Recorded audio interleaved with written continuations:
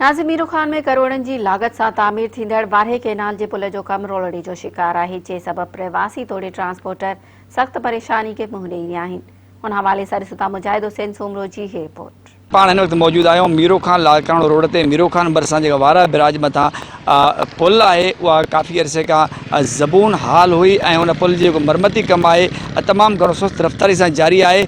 उन हवाले से अचो तो जेके माण्हू आहिनि ट्रांसपोर्टर आहिनि ऐं जेके माण्हुनि जो गुज़र थे पियो उन सां ॻाल्हि ॿोल करियूं। संदन जो छा चवणु आहे? टाइम थी वियो बस ये ब माण्हू अचनि था, ब माण्हू कम कनि था, वॾी तकलीफ़ आहे। गरीब गुरब महिरबानी कनि इहो तकड़ में ठहे तो भलो आहे।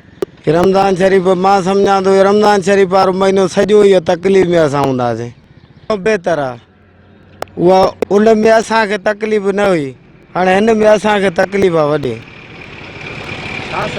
त हिन में लो तो नकुली विधो अथऊं। गवर्नमेंट या ये 15-20 तकरीबन 15-16 साल थिया जो ज़ुल्म सिंध से थियो है ना, थी सके तो किथे भी न थियो तो रुगो डांबर के बजाय रुगो कलर हारे हिते जो तो माण्हुनि खे ख़ुशि आहे। काफ़ी अरसे खां वठी जेको हर माण्हू बराड़ी वारा सिटी वारनि खे तमामु तकलीफ़ आहे, ॿारनि बचनि वारो आहे, फैमिली वारो आहे। अहिड़ा ठेकेदार सुठा घुरायो जेकी शइ तकड़ में ठहे। ईद मथों आहे, ॾिसो सही नाक़स मटीरियल आहे, हर शइ पेमेंट अचे थी, पोइ बि हुकुमरान खाई था वञनि।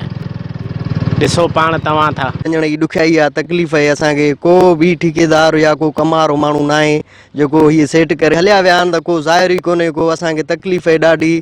साईं ही रोड काफ़ी शहरनि खे मिलाए रहियो आहे, लारकाणे खां शदादकोट, सिजावल, गढ़ी खुदा बख्श, गढ़ी खैरो, साईं घणा शहर हिन बलूचिस्तान जेको आहे हिन रस्ते सां रस्तो आहे सभिनी जो। ॾाढी तकलीफ़ आहे, जेको थी सके महिरबानी करे असांखे ट्रांसपोर्टर ऐं हिते गुज़र कंदड़ माण्हुनि जहिड़ी रीति मेराटी सां वीचार वंडिया आहिनि। उन्हनि जो चवणु आहे त फौरी तौर ते हिन पुल खे मरमती कमु मुकमिल करायो वञे, उनजे करे माण्हू खे शदीद ॾुखियाईनि खे मुंहुं ॾियणो पियो आहे।